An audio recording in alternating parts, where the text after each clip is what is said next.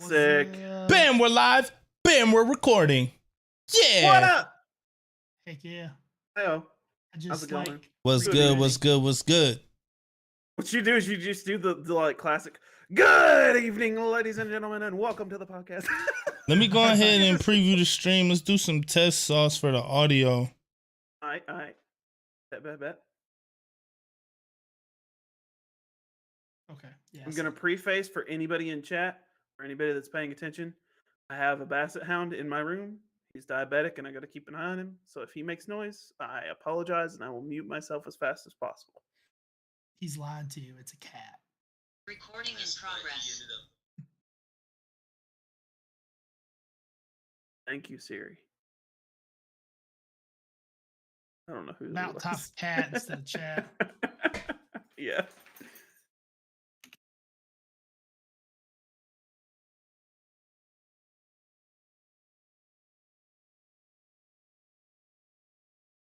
Oh goodness! What kind of audio you need me to do, Yigan?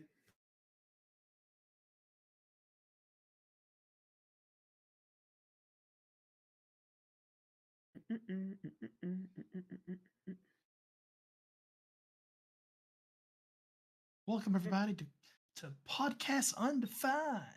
Why are you like whispering? You gotta own that crap. All right. Summing up my best Elmo impression. No, please. I'm good. No, Hello. make them. Hello everybody and welcome to Podcast Undefined. Here we torture T3 and talk to Yigan and answer questions. No, I'm not about it. Not about it. When I think of it, I think of like the old classic like wrestler announcer people. Man, that's Arc of Fire. That's not me. Okay, Arc of Fire's got the radio voice. Does he do that? Oh, that's funny. Arc of Fire, like he has this tremendously amazing radio voice, and I don't know why he's not in radio. It burns me up that he's not in radio. I mean, technically, if I go through my, I have a voice mod, I could do the same thing. Yeah, he don't even need a voice mod. He just does it. That's crazy. I think that comes from his like, what is it? Red Dead Redemption 2 online play. His role playing. Yeah, because they have to get into those characters. They get into voices, and like he plays his own thing, and so it's just completely different. It's a different way to play. I mean, yeah, I don't know how he does the role play stuff. Like, I mean, it amazes me because I can't do it. Cannot do it. The same. Yeah. I mean, I probably could, but it'd take practice. Not me. That poor little dog. I can hear it already. He's just wanted. I'm gonna stick him out for a minute. You're good. Hold on, I'll be right back. Come on in here, Finn. Come on. Poor little doggy. Let's go. Come on. Yigs, what are you doing? Hey. Oh, you're fine. T3 totally should have muted that mic. There he goes. Be like we're gonna have to server mute the guy. Yigs, can you hear us? Or?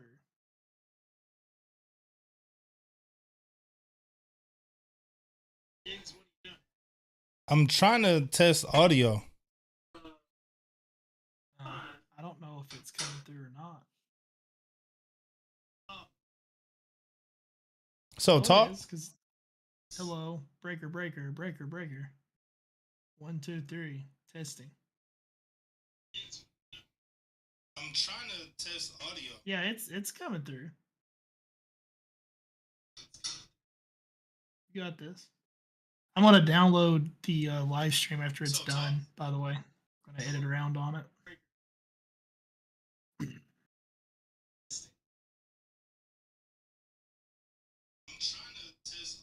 Yeah, it's coming.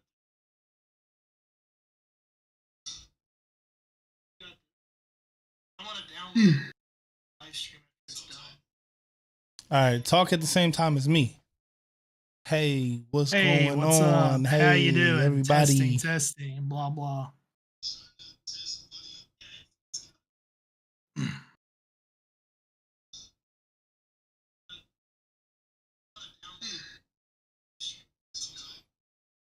All right, talk at the same time as me. Hey, what's going on? How you doing? Everybody. Testing. All right, T3, you got to talk now. All right, what up, y'all? What up? Hanging out, chilling with my buds in chat. I'm sorry, my dog needed to go to the bathroom so bad, and he's loud. T3, are you using the PlayStation Pulse headset? No, What is that? I don't even remember. I don't even You look, remember. you look like the gold pulses at first. Let me look. All right, talk at the same time as me, T3. All right. Hey, up? what's Howdy, going on, howdy. man? What's You the doing okay, word? buddy? Player. I don't know. My dog needs to go to the bathroom, bro. It's a Steel Series headset. Careful of those. My kids still series try to catch on fire. Talk at the same time as me, T3. I've never had any issues out of this one, but I take really good care of it. So All right, we're good. we're good to go. Sweet. All right. So are we live? We're live. We're good to go. Are we live? Oh, we are definitely live. Okay. Sweet. Okay. So what all you guys wanting to talk about tonight? Because I know we had talked about a few different things, and I didn't know what we wanted to jump into first. I think we should talk about how Godzilla is currently attacking the other side of the planet right now. Recording in progress. We should totally get on board of getting King Kong. What? What? I was only outside for a minute with my dog. What the heck happened? I don't know what you're talking about. You never left for your dog. Okay. All right. T3's like, I don't care. No idea. No idea. It's all right, T3. I improv half the bullshit that comes out of my mouth, and sometimes it's funny, sometimes it's just downright creepy. So it's all good. Yeah, it's easy to do. All right, y'all ready? I'm ready. Yeah. We've been ready. ready, bro. Let's All right, in let's do this. 3.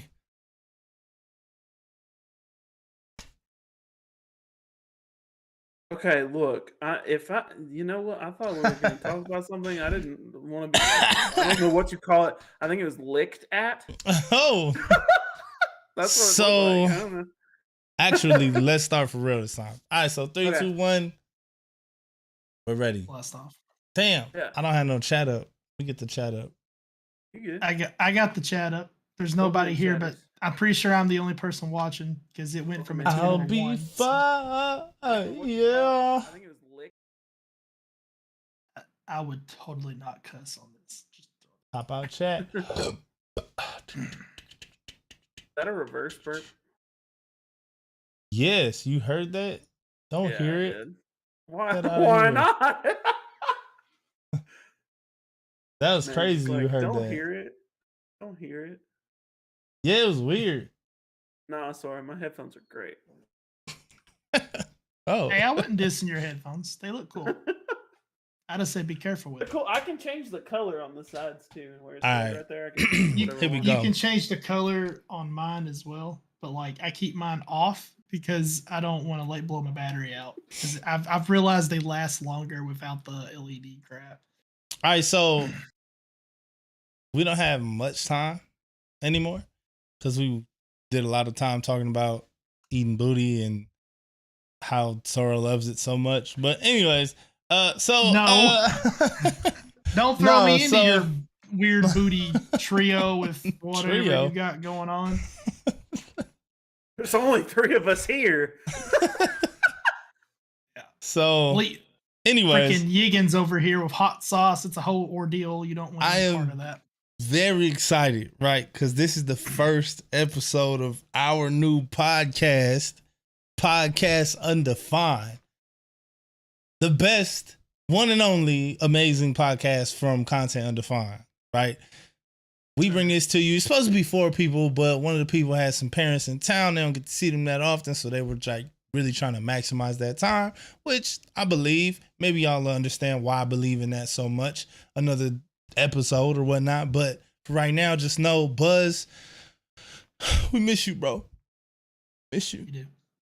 Miss To you. infinity and But beyond. anyways, I am your host for today's podcast, Real Yiggin. Up to the left of me is Sorakai. Actually, y'all can just introduce yourselves. Green Screen Man. Sorakai, the one-handed gamer. What's up? Hey. What is up, ladies and gentlemen? My name is T3. I'm here. I'm chilling. We're going to be talking about some video games tonight. I'm excited about it. That's Give me your time. right. So, sorry, I thought I just had a call. I'm like, who the heck is calling me? Me, right now. So, yeah, we decided to do this podcast. This is the very first episode. So, this means one of two things. You know, this is going to be our worst episode that we ever do. Oh, We just going to freestyle a little bit. We're going to back things up. We're going to take it slow. We're going to take it fast. We're going to talk our talk and walk our walk. But most of all, we're going to talk gaming news, and we're going to talk about our opinions on how we feel about certain aspects of gaming. For today, one of the aspects is add-on content.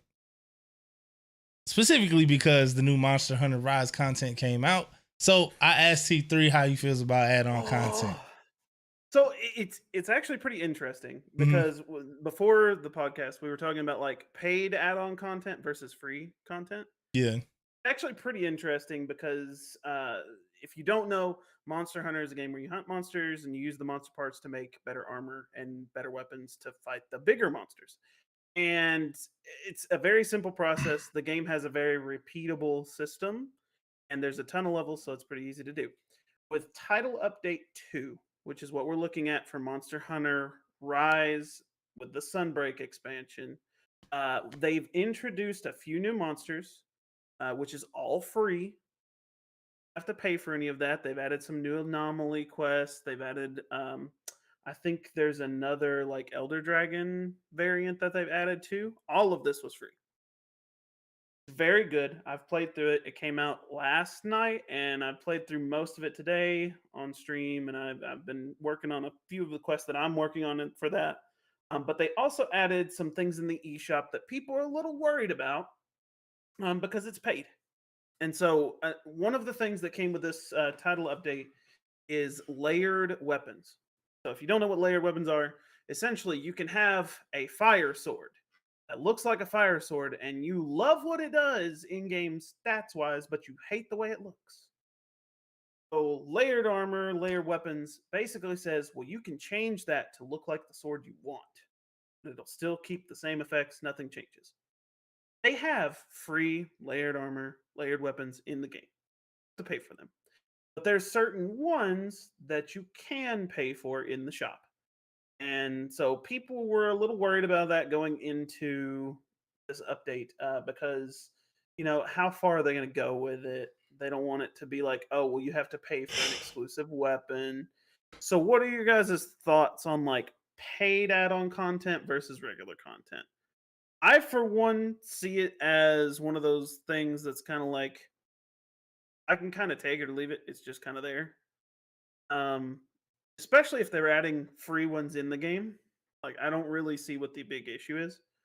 And not to mention a company like, well, I shouldn't say a company like Capcom, but the people who work on Monster Hunter are very detail oriented. They listen to people when we said that the Rampage wasn't good in the base game, and they took that out completely for the DLC.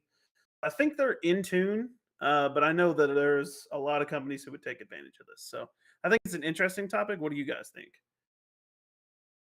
I think so add-on content or DLC. I've been alive for a while when it comes to the gaming side, and you know, when I was younger, DLC was served to you on a disc that you had to go buy, like the Halo map packs and whatnot. Yiggins like, Oh, yeah, I yeah. remember that. So, I don't know. I'm up and down about add-on content DLC, and the reason why is because sometimes I think it's great. I think it's an amazing thing. I think it keeps the game alive. It keeps it fresh, which I guess it is always like the answer in a way.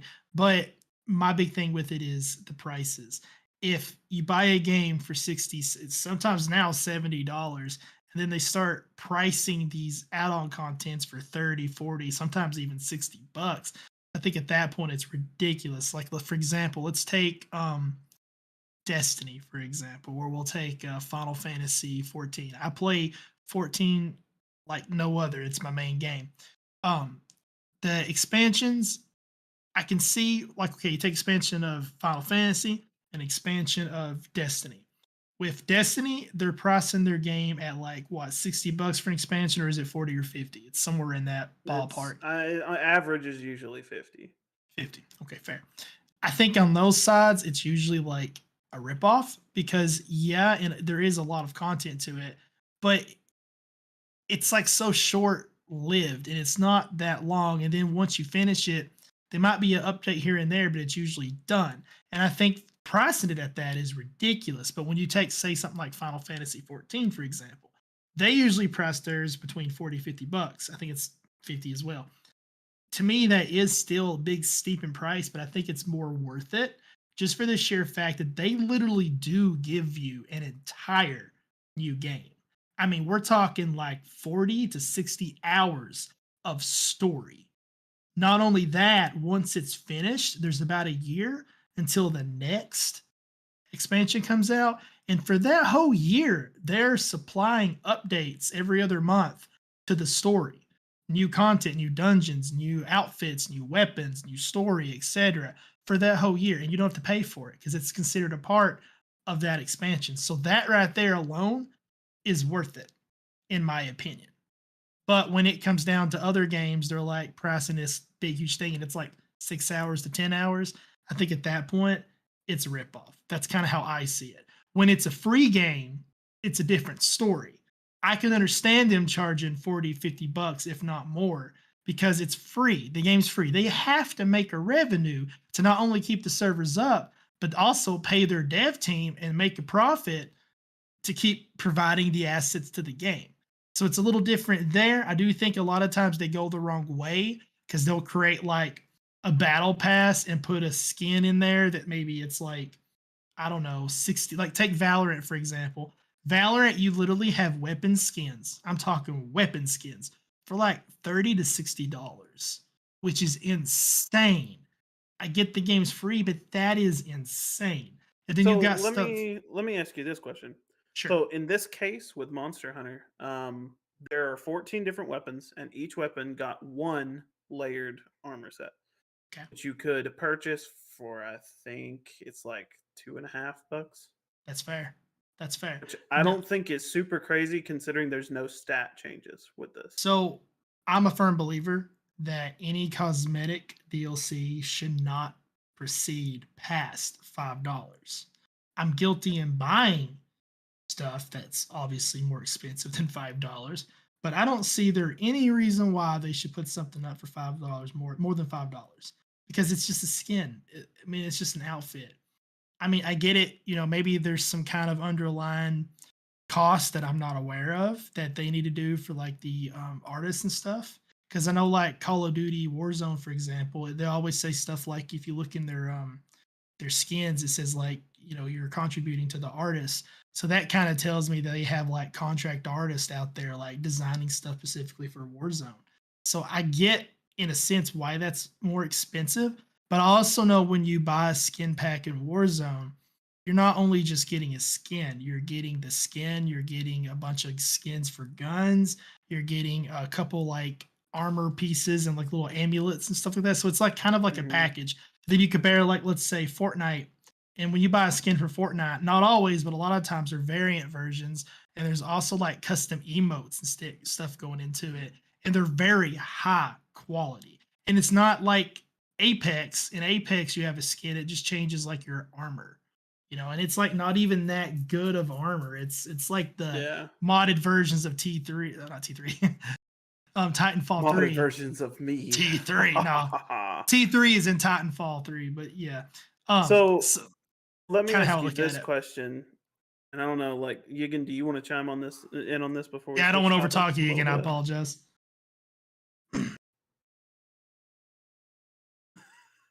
Egan's like, give me a minute.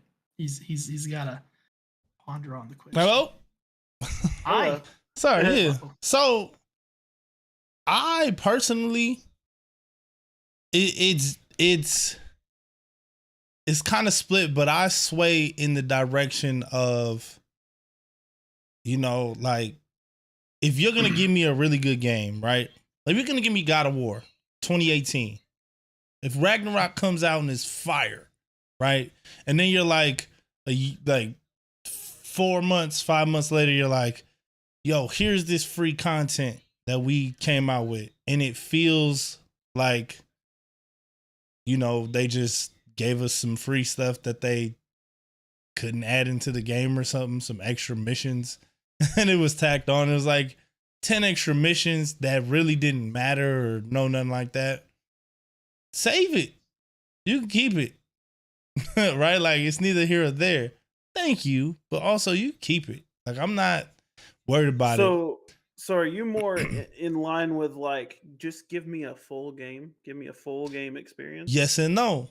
I think, Okay. so like a lot of Ubisoft games have like add-on stuff or free add-on stuff. But their missions just seem tacked on. Like, I don't know if y'all know, we'll get into this a little bit later about the live service games.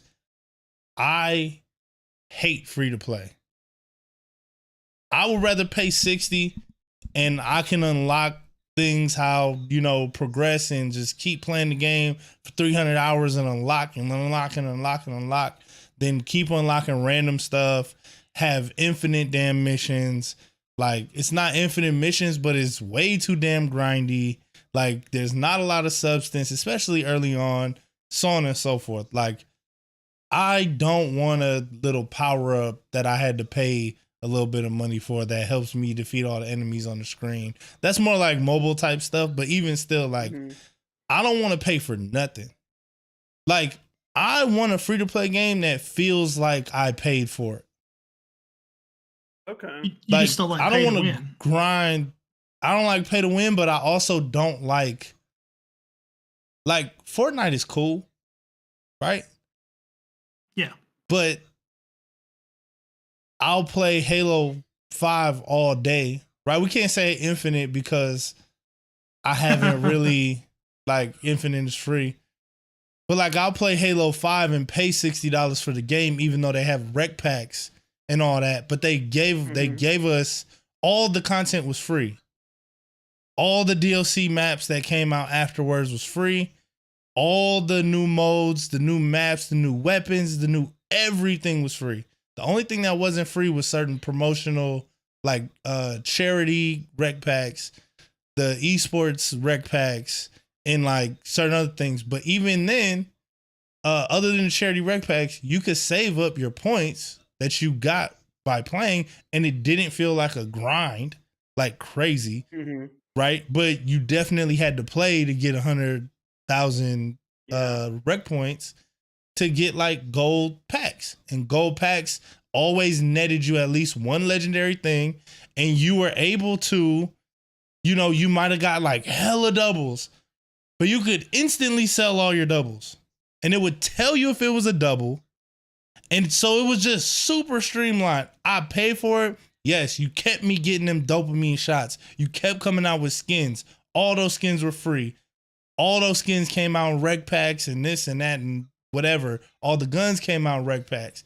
But when you were playing regular online, you just had the guns. You didn't have to unlock them in a rec pack. Like, it was, that to me is the best way because you don't feel gypped. It's not like Hearthstone. Hearthstone started out real strong. But then it got too grindy. Let me do this, because this is where I think a lot of people with the Monster Hunter community get concerned. Hold on, real quick. Because I had one more point to this. So after that, you get into paid add-on content. Okay. I think paid DLC like map packs are some of the best money you could spend on something like a shooter. Depending on how much it costs, even if the maps aren't absolutely the best, right? Decent, like the top shooters have shown that they can create good maps, right? I'm not a complainer, so When I see a map, I'm like, thank you. I'll wait for the spawns to be fixed. Everything can't be perfect. You literally haven't even put the map out for the million people that play it yet. How can you have a perfect thing right when it comes out? I understand that. Right. Now, unfinished is different, right? Like, unfinished is different. Don't give me nothing unfinished. That being said, one of the best add-on contents that I've ever seen, very expensive, it was $40.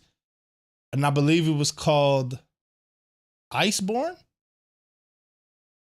Monster Hunter Iceborne. Yeah. Monster Hunter Iceborne. Damn near gave you a whole nother game. So like it felt like thing. a sequel pretty much. Here's like, the crazy thing. I'll take that all day. You know? I'll pay 40 for that. People compare Iceborne to Sunbreak all the time. Graphically, and I think the way the world felt more lived in, I think Iceborne nailed that feeling a little bit more. But the speed and certain different things in Rise that made combat more enjoyable is why people keep coming back to Sunbreak, and they kind of there's a split there, but it's interesting. Yeah. But I think what I like about you is you're referring to like different things in game that you could earn Yeah. instead of a paid like skin or something like that. Or And even that's a where I gotcha. think, well, yeah. So like Or I you think that's know, where battle people passes. get concerned. Battle passes Because can eat my meat. I don't care about no battle pass. I mean, it's easier. It's better than nothing. Yeah. But I could do without them, man. Let me pay for the game. Yeah. I like battle Well, passes. So this is what's interesting. Outside of your title updates. So this is the second title update for Sunbreak, which is cool and great, and it comes with a lot of changes with the title updates. How much was Sunbreak? Between these, Sunbreak, I think it was 40 Okay. by itself, but it's like the Iceborne DLC. It's like a whole nother game wrapped in a game that's just out there. They're just using the same hardware.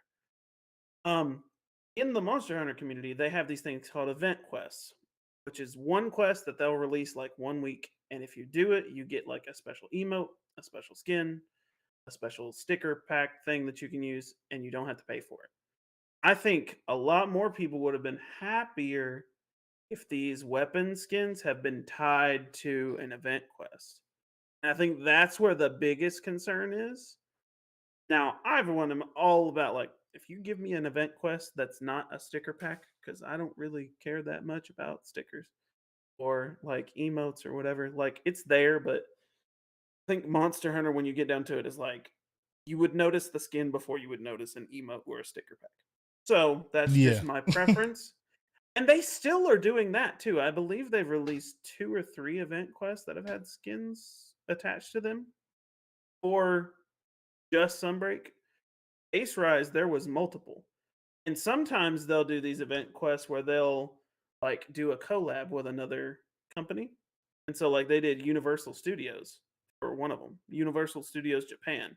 You got this really cool like samurai outfit, and it was all like water based for elemental damage and stuff like that. Like it actually had a stat thing, but you didn't have to pay for it. It was an event quest. You had to earn it.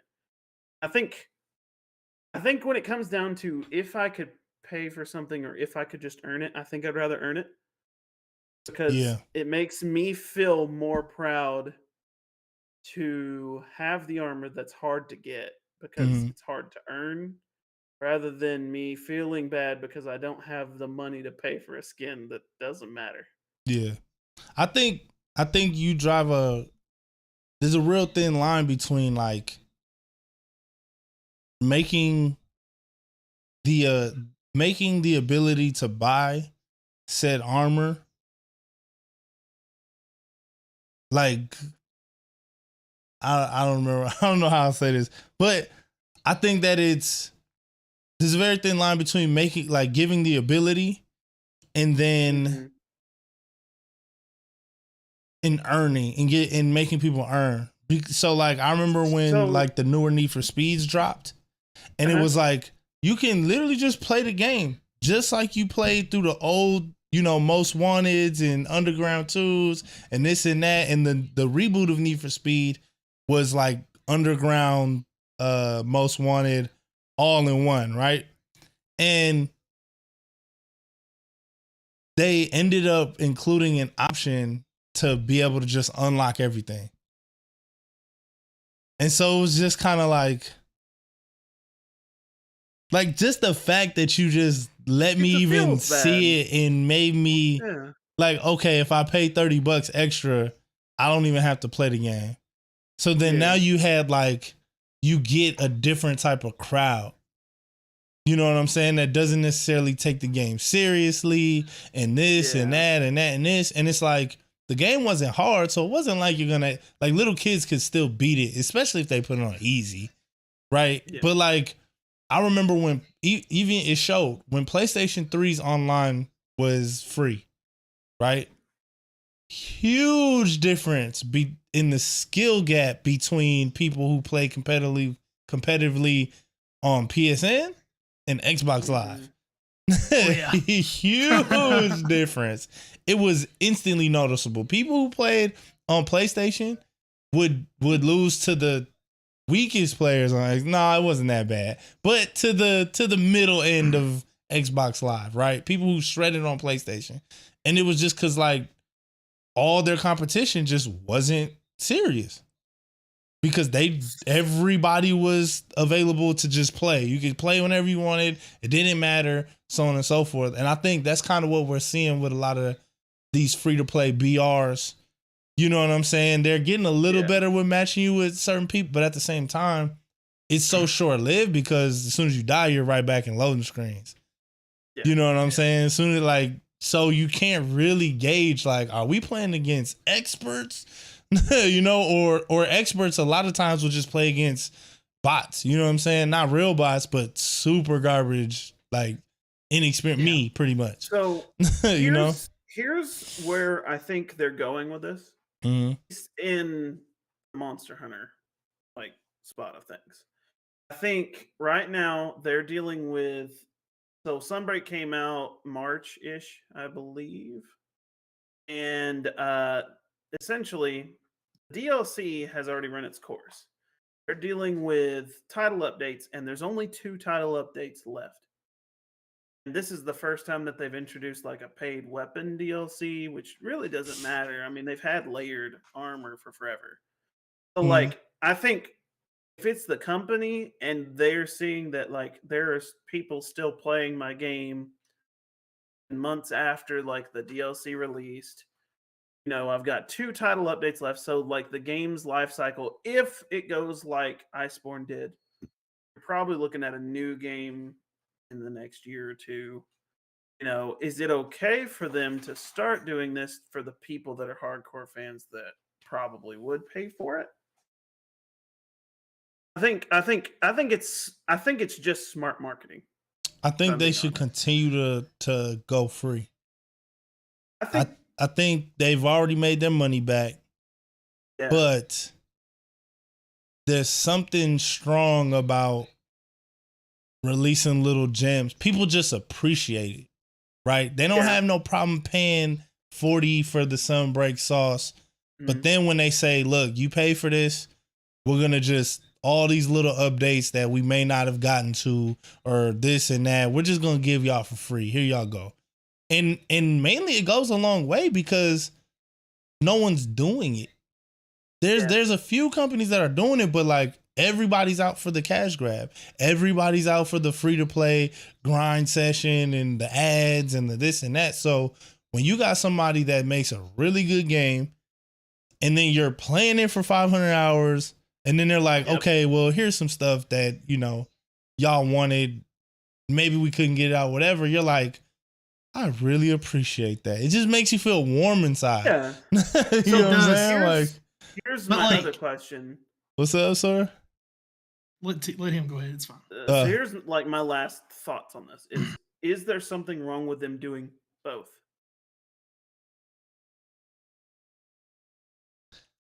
I think because that's what I think it would turn me off. If you charge me for title updates, that would turn me off.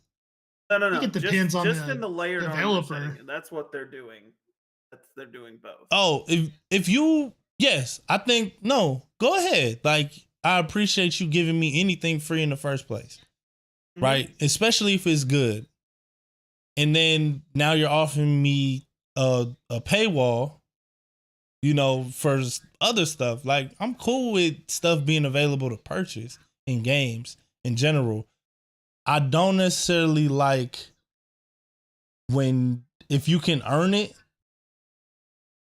you take away the magic when you offer it to be paid. Because now I said, oh, I want to really earn this. But then I see somebody who just started the game and they just bought it. And now you're like, well, I don't actually really care about this because, like, yeah, I earned it, but it's not exclusive to anything. You know what I mean? Certain games, though, certain games do this really well. Like, I'll take, for example, Fortnite. We'll use Fortnite for example.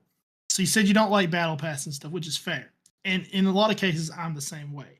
I like Battle Passes if, one, the Battle Pass is free, like literally completely free, and it's just earnable stuff. Or two, if the Battle Pass is paid, but it's very rewarding. And Fortnite's Battle Pass is extremely giving and rewarding. And by that, here's the thing. Fortnite uses an in-game currency. I forget what's it called. What's the currency called, T3? For Fortnite? Yeah. V-Bucks. V-Bucks. So V-Bucks. The little silver coins.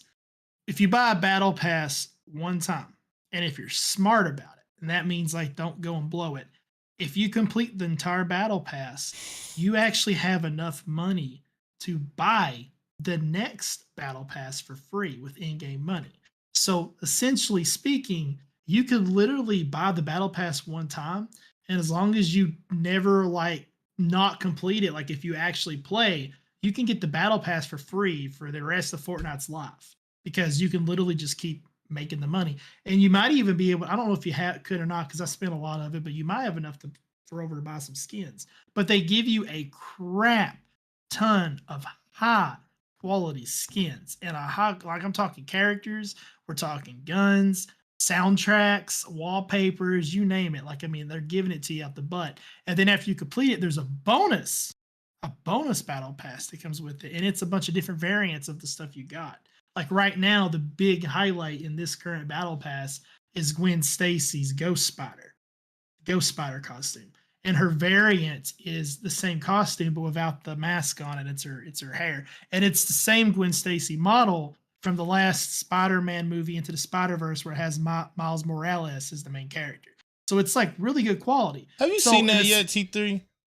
If you have it, you need to. Okay. It's good. All right, good. Yeah. The movie's great. Somebody told me their favorite character of Spider-Man, they didn't see it because it was animated. So yeah, okay, good. That wasn't you. Missing out. Go watch it. I've seen some people say they didn't want to watch it because Peter Parker, in it, but it's like, why? I think it's not about Peter Parker. But it's different universes. Right. Here's my thoughts on the whole pay thing, because I know we need to move to the next topic. I think, number one, please, if you're making the games and you're developing games, give your players a chance to earn really cool cosmetic skin. Yeah. I appreciate it. I think you as a developer will appreciate it in the long run. Number two, if you're gonna make cosmetics a paid thing, make them cheap. Yeah. Like if you have to and you're gonna have to make money and the company is saying this is something we're doing, $5 or less, please. What and make them amazing as well. Like don't make free stuff garbage. I know you want to entice your viewers or your players to like pay for things, but at the same time, give us the stuff. Like this the thing. Do you want a lifelong customer? Or do you want a customer who's like, yeah, that was cool, but I didn't really make no memories because I paid for it. Right? I'll give you a big example. I can tell you one. It's just biggest. Look at the referee skin on Fortnite. Like I'm not gonna pay $15 for that. Period. Like, but like the biggest thing that I think of when I think of earnables, we're Halo fans. Halo 3, Hayabusa armor.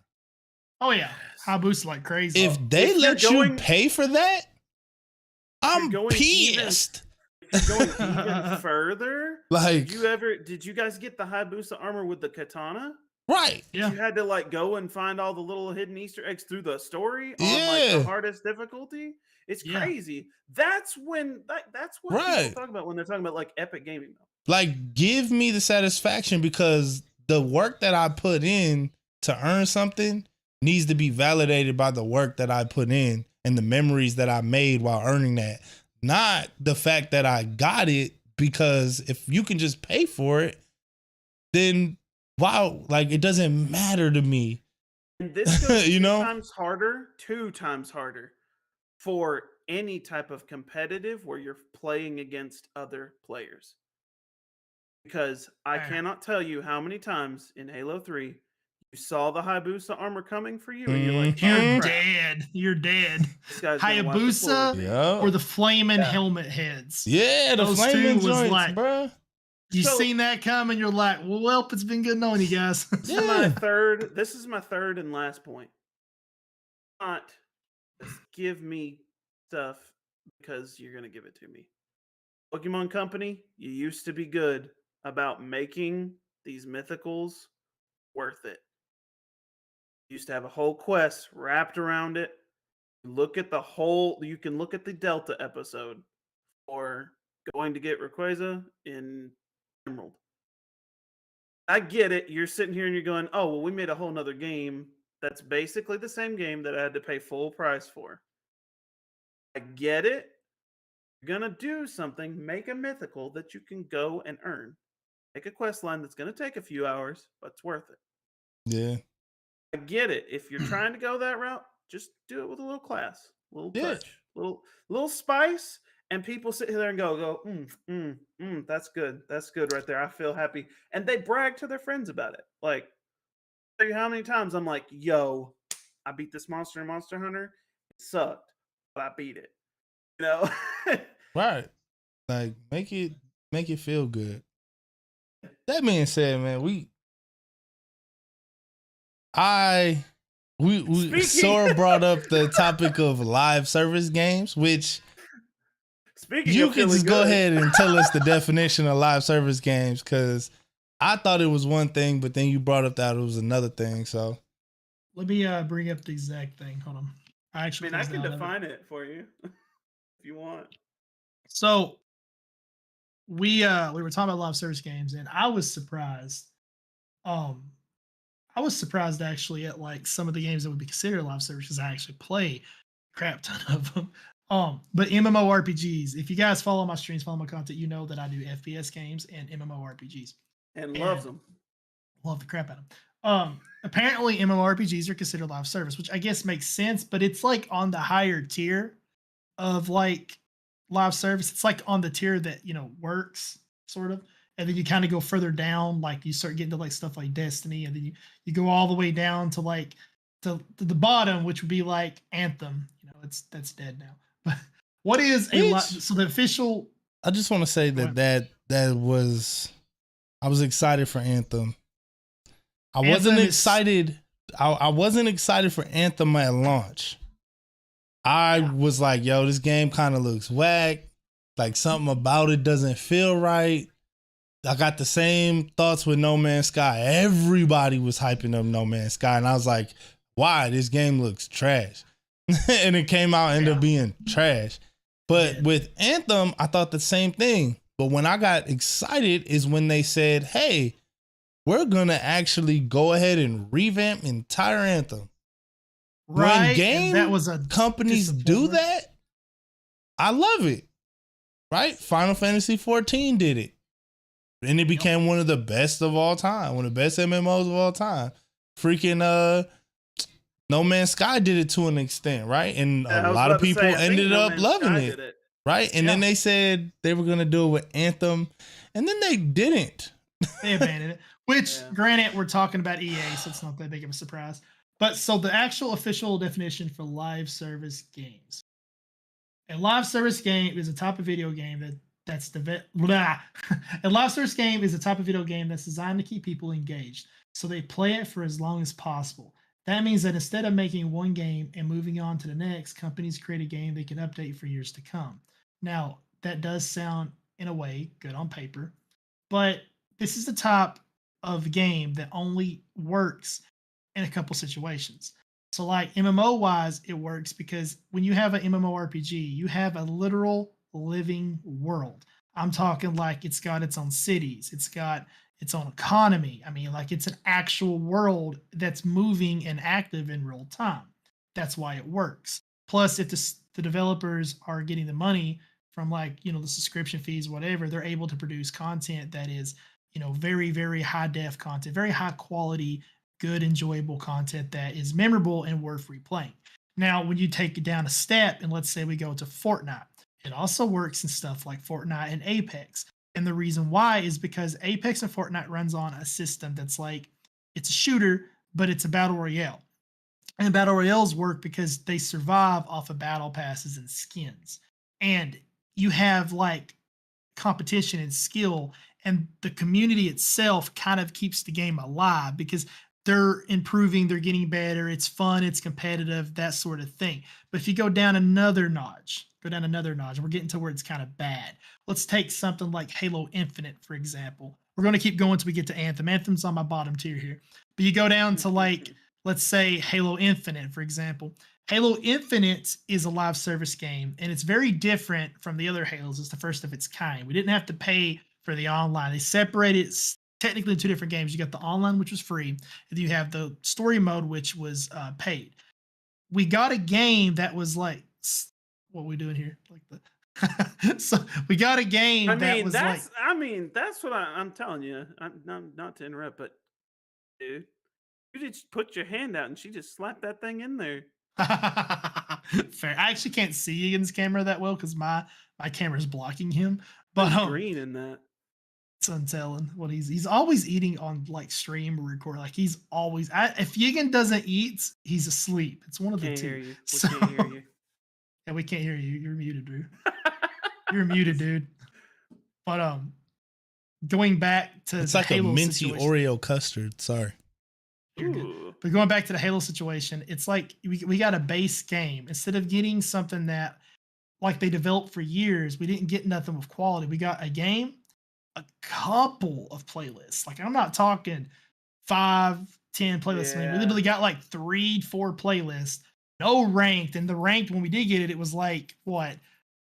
Random Slayer to something stupid. Like it was mixed with a bunch of party lists that nobody wanted. We all got tired of playing oddball before it was over with. But like the maps, there was so low of maps, there's latency issues. They just gave us an unfinished game. And it was really annoying because everybody's like, okay, why are we not getting any content? And they kept being like, well, here's some DLC. It's cosmetics. Buy these cat ears, buy this, buy that. And it's like, what? This doesn't fix any of the issues. You're just giving us skins. Mm-hmm. And they're sitting there saying it's going to be a 10-year process, but they keep delaying everything. We are still waiting on simple co-op mode for story. We're waiting on Forge, which in a way, Forge does make sense on why it's delayed. Because if you look into what they're doing with Forge, it's insane. They're giving us the ability to code. It like past Halo Forges, it's like, here's some assets. Build you a little map, whatever. This is like, you can actually pull up like Gary's mod crap and program that you want a Spartan to take its fingers and go. That's actually really cool. It's insane. Is cool. Yeah, so we could literally turn. It's like Roblox almost, but for Halo. But you go down another notch. Sorry. Before you continue, I just want to comment. They canceled co-op. They canceled it. I was waiting for it. I did not play the campaign because I was waiting for it. And then I just found out it was canceled. Like 2 or 3 weeks ago. It was trash. Because that's the best way to play freaking Halo campaign. Okay. So here's the other thing. Is like, if you're going to delay it, that's fine. People care that you delayed it, but they don't care enough not to play it once it gets there. Well, now, did they cancel co-op or did they cancel split screen? Because I know they canceled split screen. I believe it was split screen. Co-op's still coming. It's just the split screen. Split screen co-op, but that 4-player split screen co-op when your homies is. I know y'all don't have homies over like that, but I do. I've done that before. T3 literally lives for what are you I talking about? want to come and Sora play. literally said, if Sora literally said, "Yo, come over, we're playing freaking Halo Infinite, and we're doing the entire campaign split screen," I'm over there. Like All I'm, day. That's what I that's want what to gets do you it here. Okay. because I mean, yeah. because online is cool, but then there's disconnection issues. Xbox has been Yeah. tripping lately, but it's like to be there to have food and games and music and then hit the co-op and y'all are clowning and y'all are pushing each other because somebody stuck somebody in the back of the head with a sticky and all this and all. It's like that's on another level, right? Using the cardboard dividers. Yeah, to and screen people watch. don't have CRT TVs anymore. We're Yeah. rolling 55 inches plus, most likely, right? You might have Yeah. 45 inch, but 55 inch plus is well good enough to do So- 4-player co-op. Here's Oh the yeah, thing. for sure. So I remember, so like when I was growing up, my dad and my mom were a teacher. Okay, they were both teachers. So, like once a year or twice a year, we would do a cookout at our house, and all the guys that were in my dad's class would bring their Xbox. We would hook up like 4 of them and have like 16-player ever, because we would have like 3 TVs and 4 Xboxes, or 4 TVs, 4 Xboxes, and we would hook that thing up. Everybody was split screen, but we were all playing with each other. Think that a game that started with roots like that is moving up to this point where they're like, "Oh no, we're just not going to do split screen." I don't know when that happened, but I'm not happy about it. Fair enough. Fair enough. Jump back on topic though. If you get down to like the Sorry. bottom, you're good. You're good. Get down to like the bottom tier of like live service type games. You got something like Anthem. Anthem is a train wreck. Anthem was probably to this day still the biggest disappointment I have ever experienced in my gaming life. I'm talking like that game frustrated me so bad I almost quit content creation. To be fair, I was early in my content creation at the time, like just starting out, but it almost made me quit. Just because like I discovered Anthem by pure accident. I think it was like I missed it on E3. A couple like months went by, I found it, got super excited for it. It looked really good. I watched like waited a year or two, whatever, started content creation. Anthem was supposed to drop. I ended up joining this Facebook group that had like 500 members, something like that, and it was for Anthem. I tried hardcore to become a mod in that group. Not only did I become a mod, I become an admin. I become like the second owner of said group, and I'm still an admin in that group, but it's not called Anthem anymore. But my mentality was, which is ended up why I'm an admin in a lot of gaming groups, is that if I could be an admin in these Facebook groups and share my content, then I would get watched more. Kind of, it didn't work, but that was my mentality. So anyway, I made a lot of my content creation based around Anthem. I had logos made, I had intros made for videos. Like I really hardcore went in for Anthem.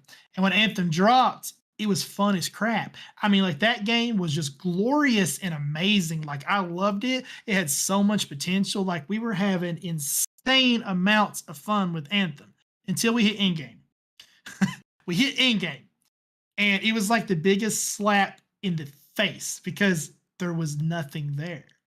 There was nothing there. It's like you have all this crazy rich content until you hit to the end and then nothing.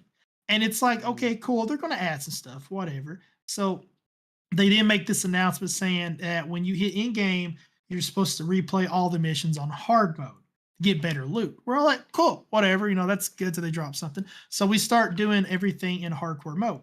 And the loot is the same as the easy mode stuff. So it's like, what? So here's where the problem arises with I'm not getting off topic, I swear. Here's where the problem arises with live service games, and it comes down to, we'll use Anthem example. We hit in game, there was nothing there. They said they're going to come out with new content in like a couple months. They come out with this roadmap, a 10-year roadmap. Cool. So the next update is in like 2 months after release. We're like, that's fair. 2 months hit. The day before they release said update, they make an announcement, it's coming out tomorrow, blah, blah, blah. Everybody's like, yeah, tomorrow hits. It doesn't come out. Okay, 2-3 days later, no word from the developers, nothing. It doesn't come out. 2-3 months later, still no word. They finally announced, sorry for the delays, it's coming. 3-4 months later, it comes out. It's a 10 minutes update. It takes 10 minutes to complete. Okay, cool. That is the last update we ever got for the game. They then abandoned the roadmap a couple months later. They then announced a couple months after that the game is going to be revamped. Everybody's like, cool, whatever. And then a couple months after that, they say the game's shutting down eventually. Like, they're not going to do nothing with it. So we have this dead game now. And they never fixed the bugs. They never done anything. But one thing they did do, the shop continuously put out new glamours or colors or whatever the heck you want to call it. They constantly put out new stuff. They were still wanting money from us. And it was expensive stuff. It wasn't cheap stuff. And this live service game they just didn't do nothing with it. And it wasn't that the game wasn't bringing in revenue. Anthem actually had a very large, healthy player base. Heck, the Facebook group alone that I was running, I said it had 500 members when I joined it, right? By the time Anthem had released, it had 30,000 members. So there was at least 30K players playing in North America alone. Because this is when our giant demographic was like 95% North America. So it was crazy that, and I know it had more player base because you got to count PC, Xbox, PlayStation, and they just let it die. Even Stadia had Anthem. So it's like they just let it die. And it didn't make sense as to why they stopped developing. A lot of people speculated that it was like something internal happening at EA or whatever. But then again, we're also talking about EA. You know, EA's a giant hit or miss. If it's not Star Wars, it usually sucks. But it's just weird. It's weird that live service can be so promising and be so good, but they don't do nothing with it. It's a hit or miss because when you buy the live service, when you buy into it, invest in it, you're investing in this giant gamble. If there's no huge foundation there, you're screwed. And that's why when you go back up to the higher tier, there's an investment there, but it's more of insured. Because like, let's use Final Fantasy 14 again as an example. You buy it one time, okay? Base game. You then can go in and play as long as you want. You got to keep it. You do got to pay a membership. It's like $12, $14. And when new expansions come out, you do buy the expansions. But those expansions are a year to almost 2 years apart, and they supply you with your money's worth in 40 to 50 to 60 hours worth of gameplay. But not only that, they're so generous that they're like confident that you're going to like the game. Keep in mind, the level cap is 90. The free trial for 14 is level 1 to 60. They let you play through the base game and one expansion for free. So that's insane. But like, they're so good on quality, and their story modes are voiced, and they have like there's dungeons and raids that takes weeks and weeks and weeks to clear. I mean, like, it's real competition, and there's PvP that works really good now. And it's just like there's just never no ending drop. Like, you can log in right now and you can go the crafting and you can build you something. You can build a home. You can build a giant island farm now.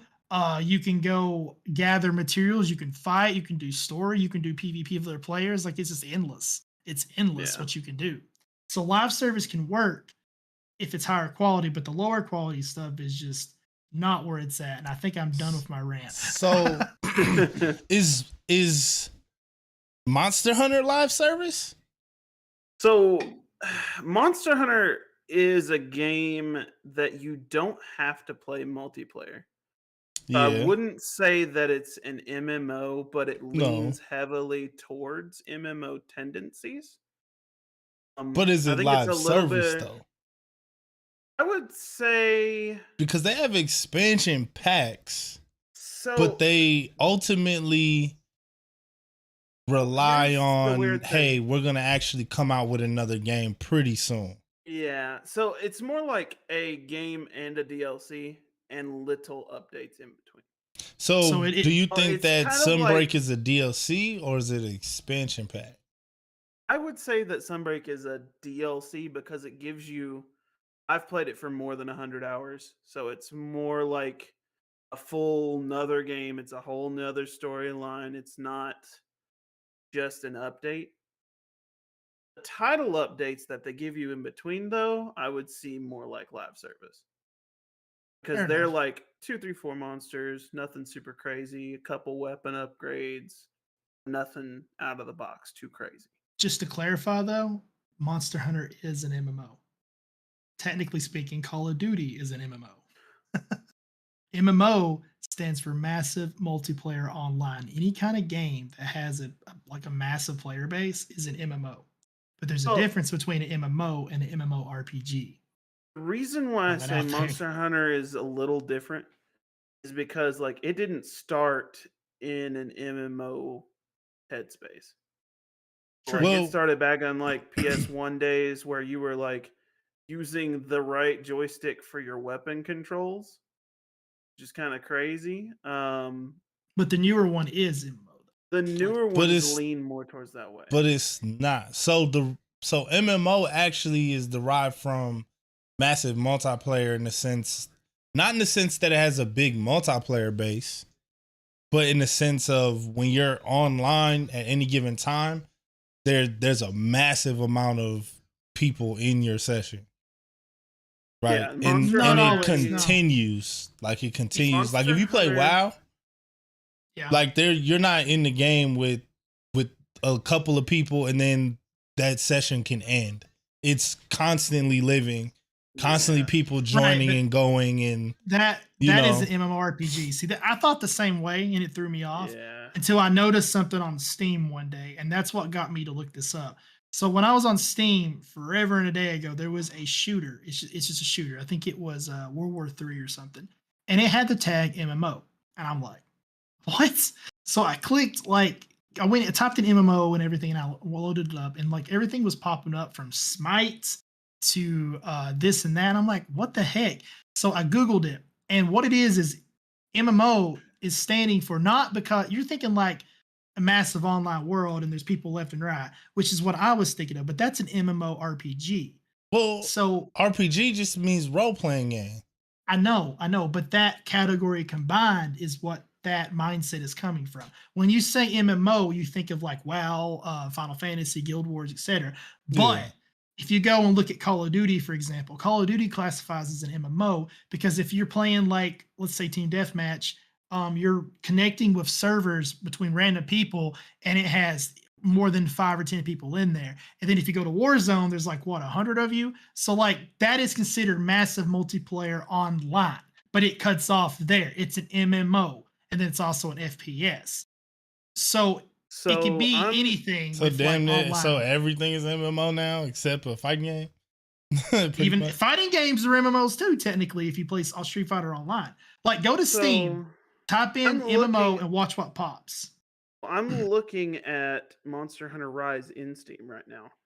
It says it's action RPG, online co-op, hunting, and then co-op are the tags that are user-defined tags for this product.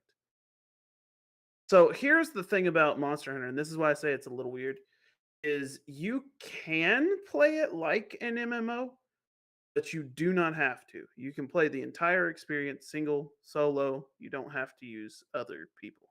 Monster Hunter is classified as an MMOACT, which Interesting. stands for Massively Multiplayer Online Action Game. So it is an MMO, but it's MMOACT. So That's let's different. type in. I haven't heard that term before, so that's really cool. So let's type in is. I don't like this. I don't either. Because then everything is MMO and it's is just Call done. of Duty a MMO? Let's see. I mean, it's Call of what it Duty is a like, massive multiplayer online game. Yeah. I think that way, like, it's a little weird because, Hmm. like, Monster Hunter, like, you're not paying for a release for like a title update every time they come out. They're just there. Yeah. Like when Sunbreak came out, they said, "Here's this game that we're gonna give you because it's the size of the base game. Here's new monsters, new weapons, new everything." Like after the fact, we're gonna give you 4 title updates. Here are the dates for those. Yeah. To my knowledge, That's there tight. hasn't been any delays. They've given us event quests in between. Like It's super solid. Their Twitter, or not Twitter, but their Instagram account is fantastic because they'll tell you when event quests go live. They put stuff out there all the time. Yeah. And when stuff has sold well, like the DLC sold really, really well, they're like, oh, well, we were going to hold on to this layered armor for an event quest, but you guys are so excited, we're just going to give it to you. Bam. Fair Like enough. their marketing team is Yeah. really in touch with what people like to see. Because So, like, if you- it doesn't matter. Gaming companies just get greedy. Like, it doesn't Yeah. matter. You literally can design infinite skins. You seen freaking Fortnite do it, but even more than Fortnite, you've seen games like what is it called? The Shadow Legends Raid Shadow on Legends. mobile. Raid Shadow Legends. Like, Raid there's Shadow 100 Legends. characters in there. Like, you can design a skin and give it away. Quit playing with us. So You know what I'm saying? Here's Like, the cool thing. And this is why I say they're very detail oriented. This is the art book for Monster Hunter World. Look at this thing. Dang, boy. It's half I'd like as thick to. as I'd my like to see face. that. You I'd like look to see through that this, because go I through all love of the art. locations. I love the monsters in world. They go through all of the monsters, and then they go through each of the weapon sets and what part of the monster is going into that weapon. With Fair enough. the title update from yesterday, they added, so you have your like room or your house in Monster Hunter, and you can put little decorations around your house. People who played Monster Hunter World, you'll be happy to know that you can get a Poogie plush. If you don't know what Poogie is a pig that would run around the like home base map in Monster Hunter World. So if you never played World, you wouldn't know what this is and you wouldn't care. 'Cause And it's they a pig named with it a crown on its Poogie. head. Let me ask you, are you excited about that? Like, are you excited about title updates? Heck yeah, it's like an event. Okay. People who haven't touched Sunbreak in probably 3 months will turn it back on for these title events. I want to interrupt you for a So- split second. Hold up. Interrupt you for a split second. I want to give a shout out to Savior because Savior just shared our podcast on Twitter and I greatly appreciate it. Hey, Oh, I appreciate it, that, Savior. I hope we're not crushing your dreams about certain games. So, but this is the thing, like, so you getting excited for title updates. Yeah. Which is a great segue into my next topic. Oh. But when have you been excited? When's the last time you've been excited for games? And okay, so like not necessarily just games, but E3, video game awards, you know, all this news, like it since COVID, I ain't gonna lie, I ain't gonna front. It's been rough. I haven't been excited about certain things.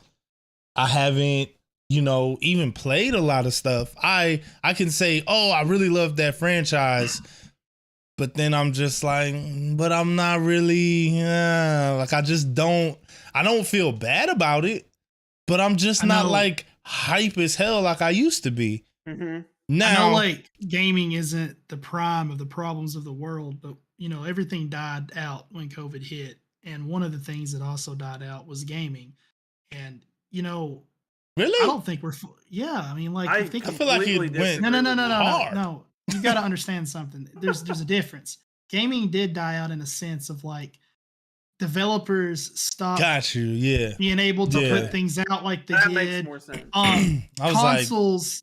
Well, you got to think when COVID hit, you got the problem with people had to start working from home, which is Yeah. great for some people. But then when it comes to the creative side, it caused problems with communication and resources. Servers were not getting treated the way they should have been treated, and like I know server costs went up crazy, and then like materials for certain things went up. Like for example, we could not get a new video card to save our lives, and then when they were supplied, scalpers took the narrative like crazy. Like COVID was where scalpers dominated like never before on multiple things, but gaming Not especially. to mention, like, game developers, if they were working from home, which most of them were, having to share information between each other.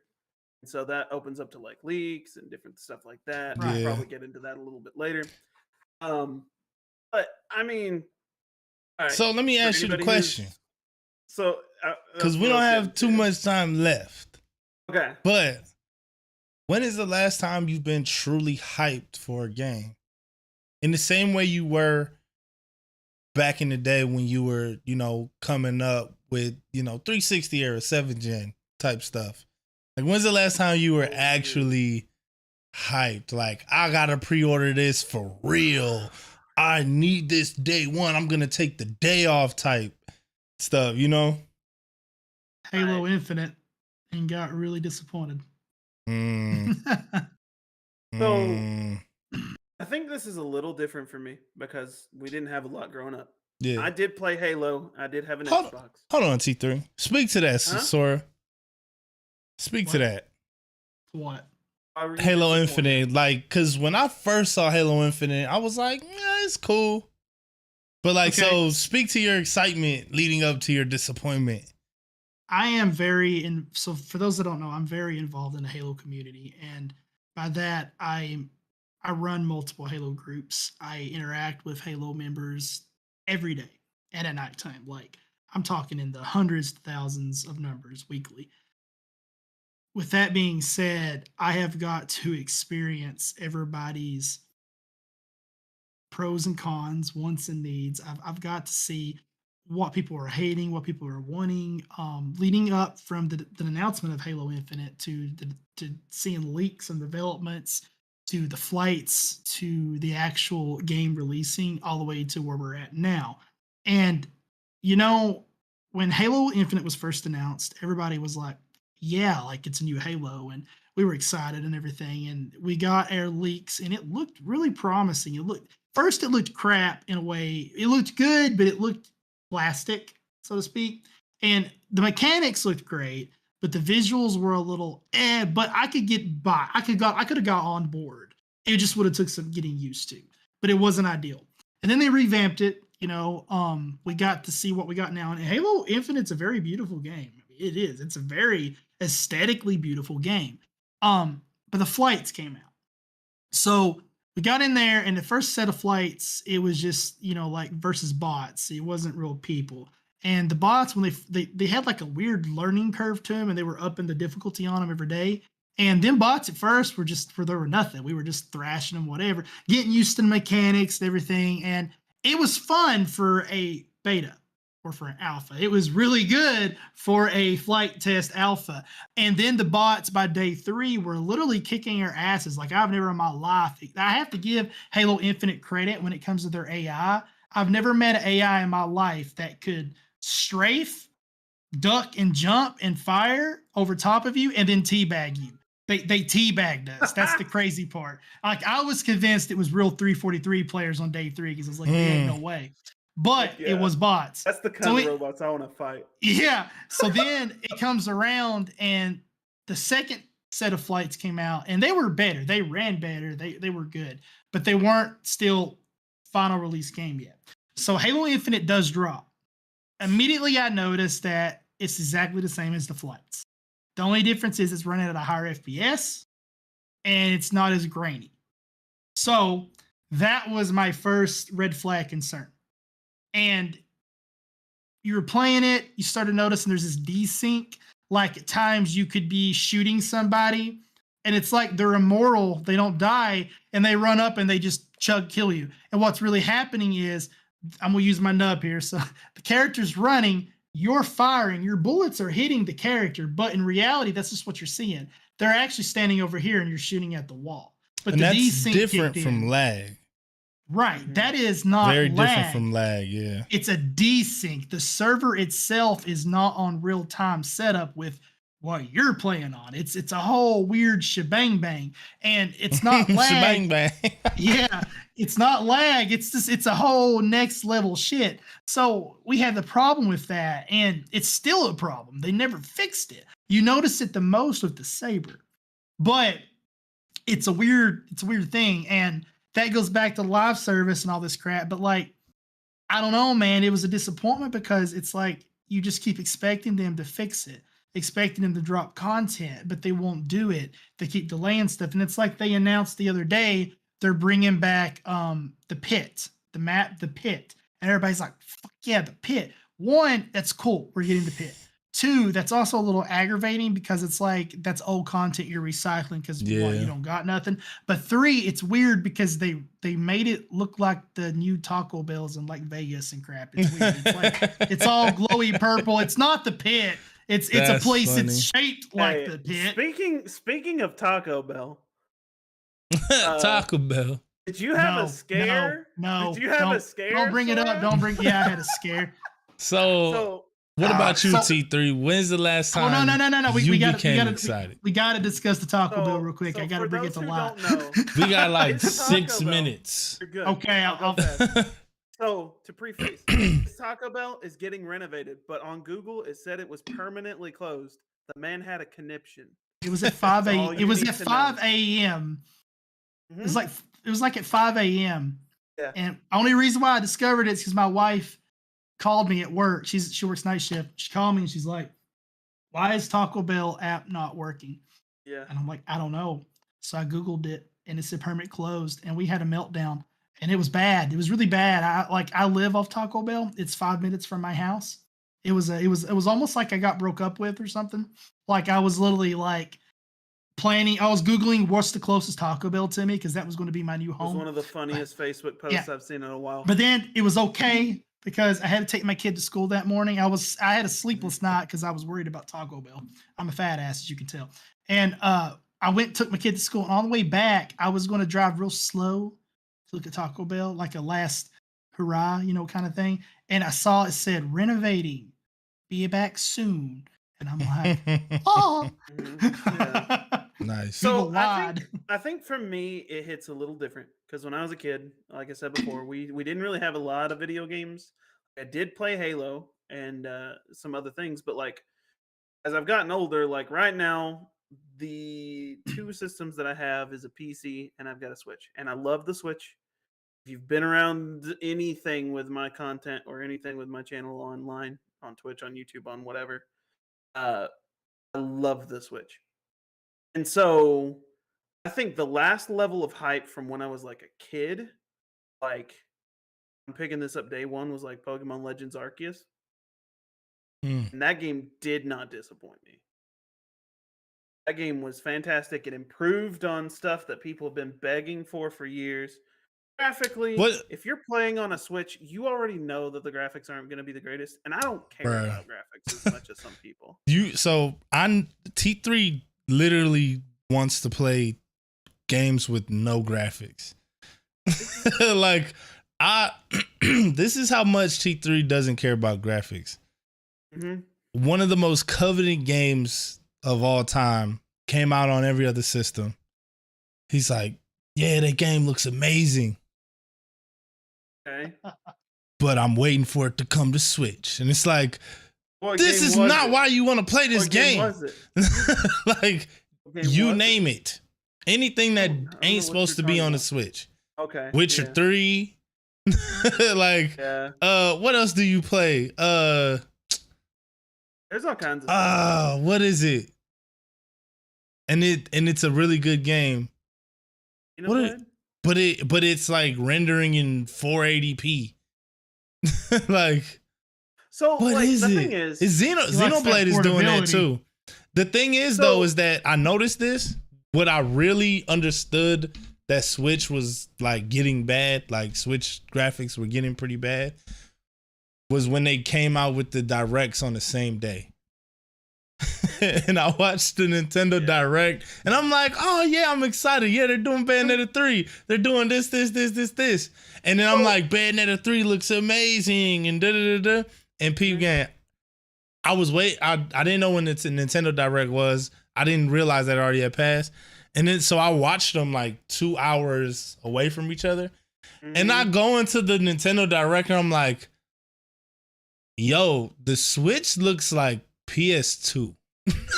Like, what is that? Well, I mean, what in the a lot of fudge ways, cake? they're not too far ahead of the PS2. I mean, I would say they're probably around 360 era. Yeah. They have not gotten anywhere close to like new gauge graphics. But the thing is, like, if you're around a Switch and you play on the Switch a lot, you've come to realize that you have what you have. don't think it's about the graphics quality all of the time. Some people, that's a deal breaker. For me, it is not.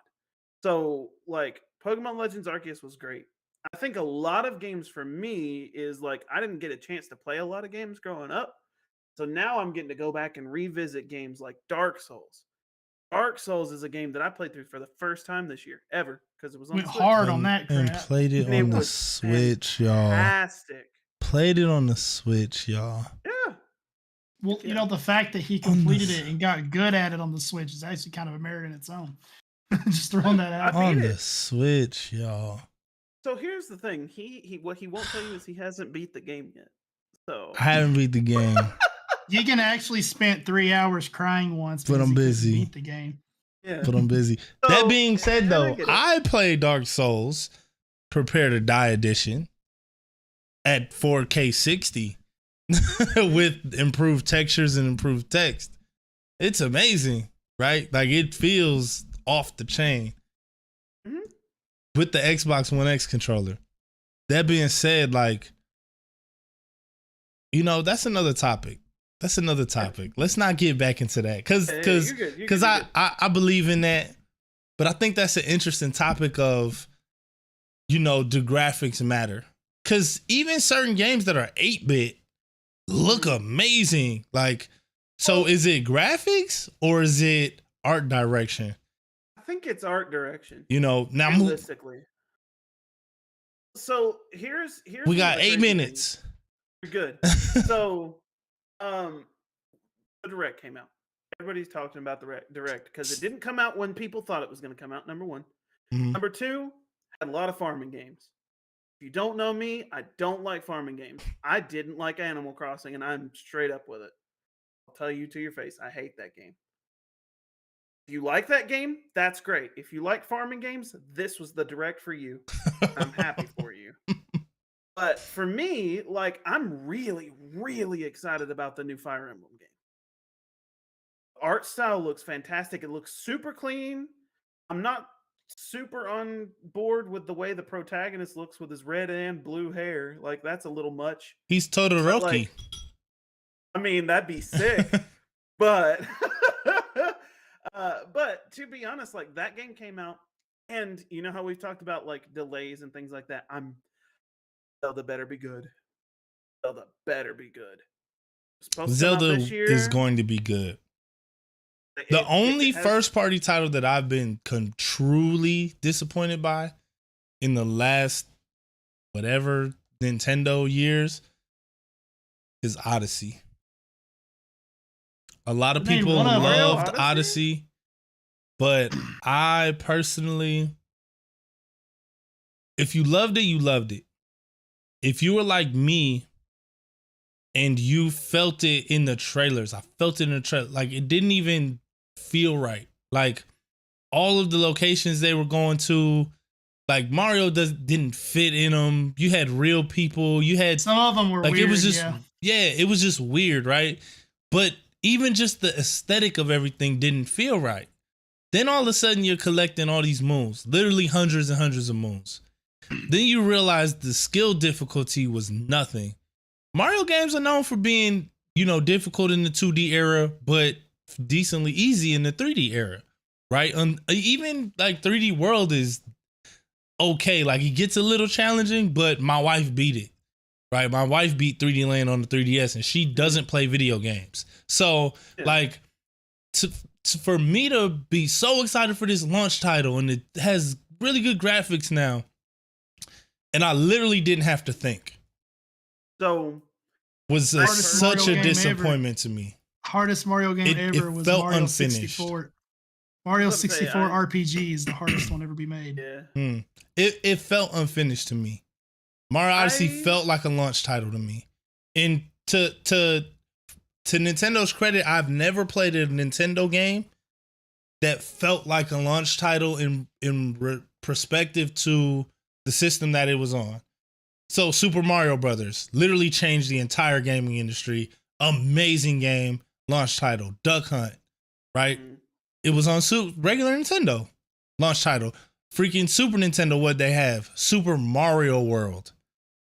Like, the best launch title of all time. Like, it doesn't matter what you say. You can say Breath of the Wild, you can say whatever, but historically, impact, you can't say there's a better launch title than Super Mario World. You can argue that Super Mario Brothers on the NES was a better launch title because it literally saved the gaming industry. But what's a better launch title legacy? Like, Super Mario World is a perfect game, right? Like, then you go up one. But then what was next? GameCube? What was the one before it? No, N64. What am I talking about? So it was Super Nintendo. It was N64. N64, GameCube. What was N64 Wii. launch title? We just talked Legend of about Zelda? it. It's Legend of Zelda, right? Was it Zelda? I guess it was Mario 64. One of the best games of all time. You know what I'm saying? Like, and then you go to the GameCube. What was GameCube's launch titles? Probably Mario. Smash Bros. One of Smash them too, right? Bros? Was it Smash Bros? I don't Smash Bros. Then you go to Wii. Wii, what was it? Wii Sports revolutionized everything, right? Motion controls for everything.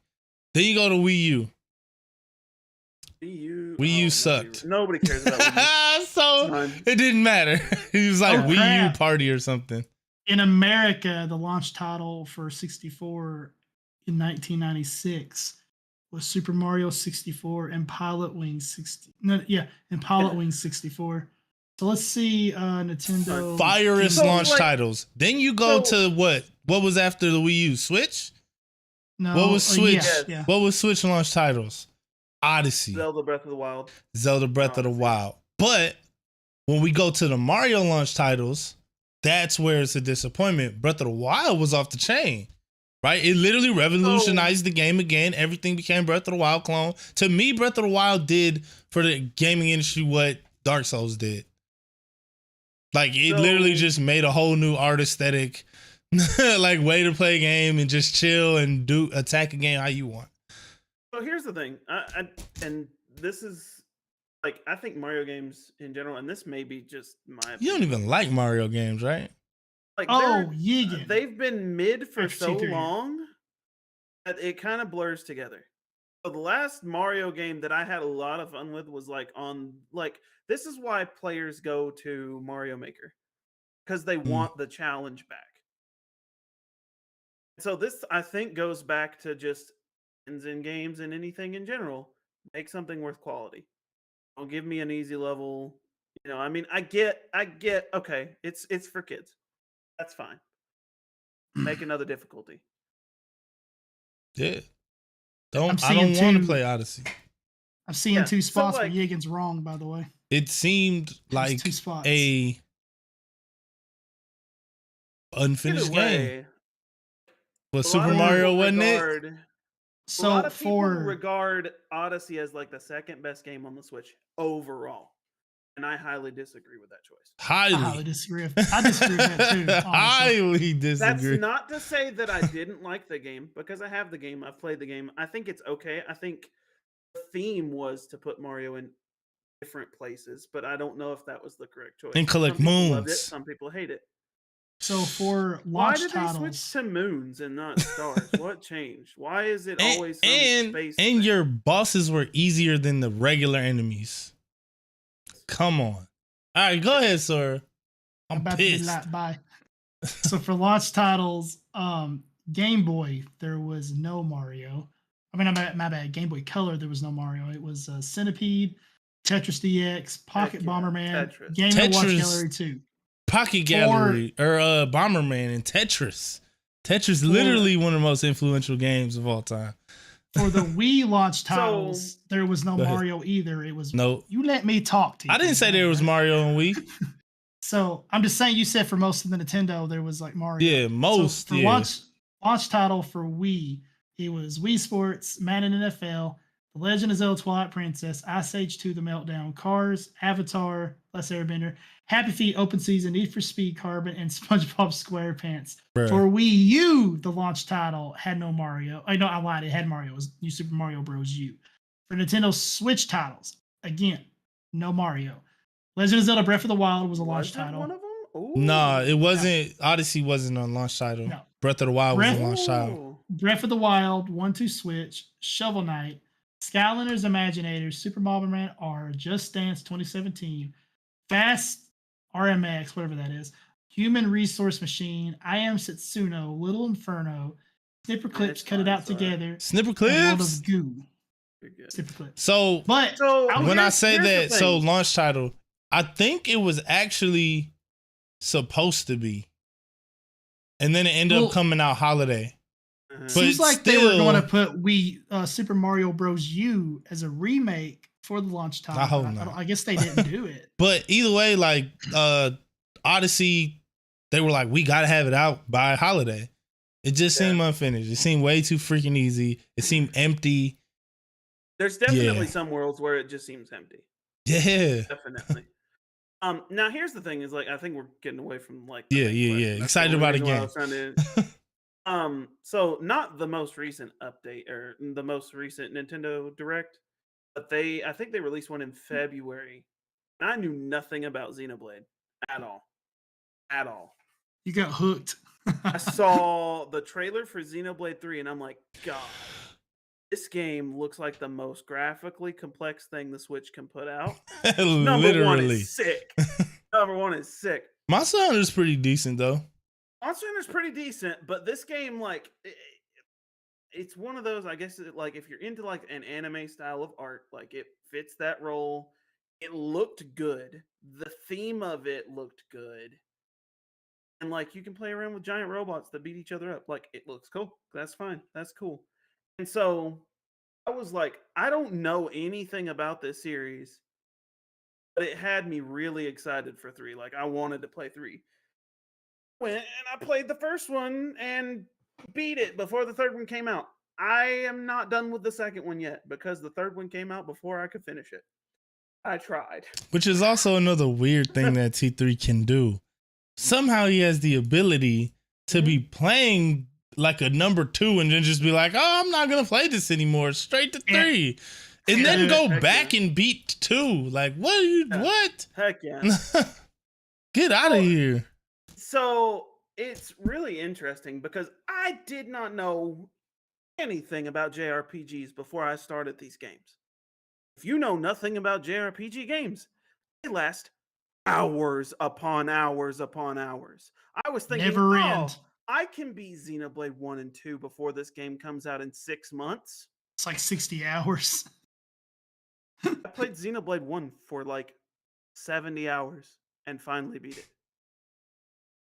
I will straight up tell you, there are some missions where they just throw combat at you to throw combat at you to make the game feel longer. If I ever do a review on that game as like a classics review, I will straight up say it. Fair 2, enough. I was about 10 to 15 hours in. I had barely scratched the surface of anything. 3, I am not finished with 3, but I'm on the tail end of it. I'm about 65 hours into Xenoblade 3. Xenoblade 3, I was excited for. I got my hands on it. The game's great. It's just long. I have to take it in chunks because the music is super relaxing. And most of the time when I'm playing these games, it's late at night and then I fall asleep on the couch. It's fine. But Xenoblade 3 is one of those games that I got a hold of it and the theme. So, like, Xenoblade 1, pretty light. It's like a classic RPG kind of feel to it. Before you The get into hero that, characters, what got you excited about it?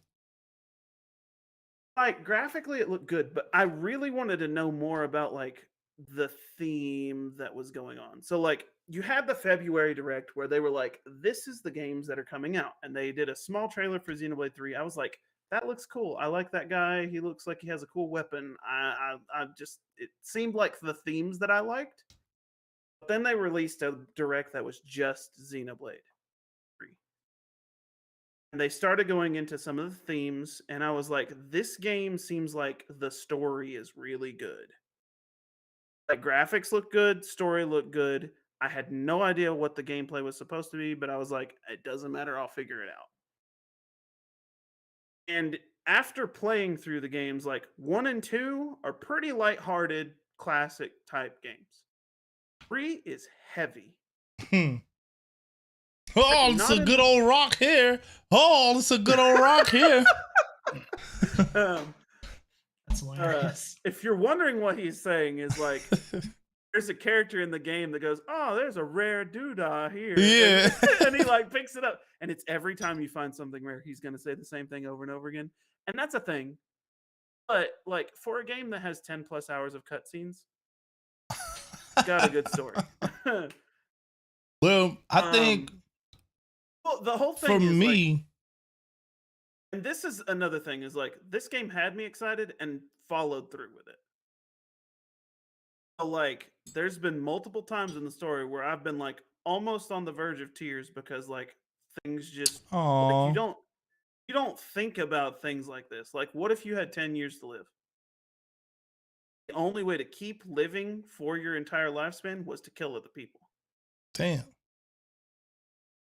That's essentially the theme.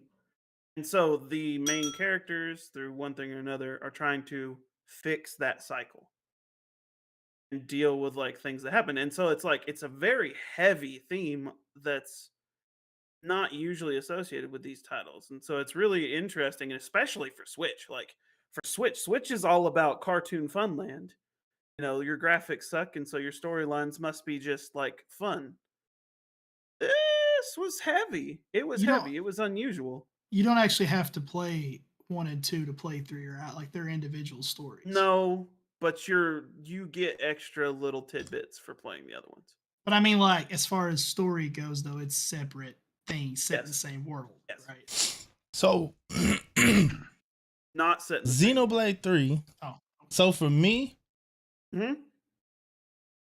there's different levels of excitement. So for me, there's excitement that I have for games that I understand are just important to the culture. I don't have any Mhm. plans to play them. Maybe one day, whatever, but you know, gaming news where I'm like, yo, that's important. I appreciate that dev for doing that. You know. Then there's games where I'm like the Nintendo Direct, right? They're just spouting off, you know, hella farming games. Just crazy. I'm like, okay. Like I feel that. Like farmers is getting their games, remaker people are getting their games. I understand what the Switch is here to do. It's here to reach a certain audience, and that audience loves the Switch audience loves those type of games. Then there's stuff that I'm like legit hype for. Like, oh my goodness, that looks fire. Right? Yeah. I'll give you two. One, damn, I forgot what it was called, but it's a Dark Pictures anthology game. I forgot what it's called. Is it called The Quarrel or something like that? Quarry. The Quarry. I was hyped for that. That game looks fire. Like, it looks like, okay, they're taking this to another level. Before that, it was Sony's Direct where they announced God of War. And for two reasons, 2018 one.